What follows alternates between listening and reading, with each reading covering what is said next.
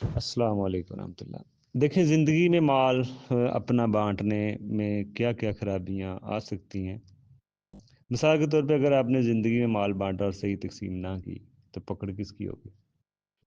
آپ کی ہوگی نا، کیونکہ آپ نے اپنی زندگی میں ہی ناانصافی کر کے چلے گئے تو وہی اگر وراثت کے اوپر رہیں تو یہ تو بات کا معاملہ ہے، صرف آپ کا کام ہے آپ وصیت کر جائیں کہ میرے مرنے کے بعد میرا مال قرآن و سنت کے مطابق تقسیم ہو۔ آپ کا کام ہے یہ کہہ کے چلے جانا۔ اب بعد والوں پہ مسئلہ آئے گا کہ وہ صحیح کرتے ہیں کہ نہیں۔ زندگی میں تقسیم نہ کریں، زندگی میں تقسیم کرنے سے بہت سی خرابیاں پیدا ہوتی ہیں۔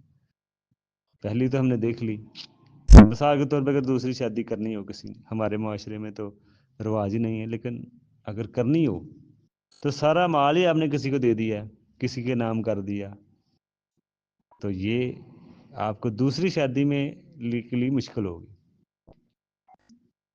ٹھیک ہے نا۔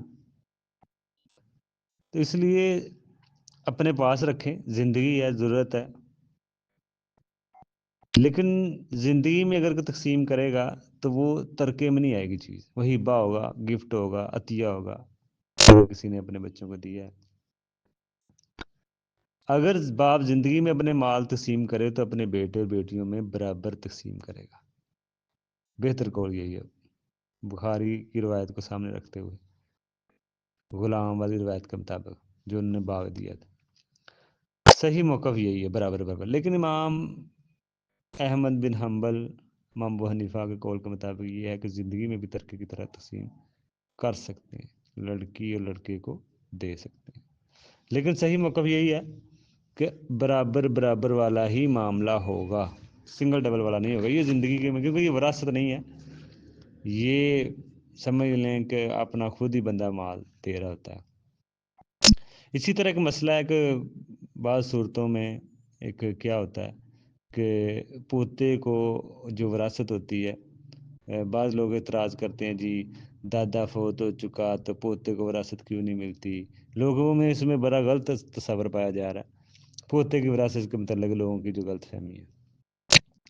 دیکھیں کسی صورت میں پوتے کو ملتا ہے، کسی صورت میں نہیں ملتا۔ اگر شریعت نے ایک رستہ بند کر دیا کہ پوتے کو نہیں ملتا، مرنے والے کے بیٹے ہوں تو پوتے کو نہیں ملتا، اگر بیٹے نہیں تو پوتے ہی وارث ہے۔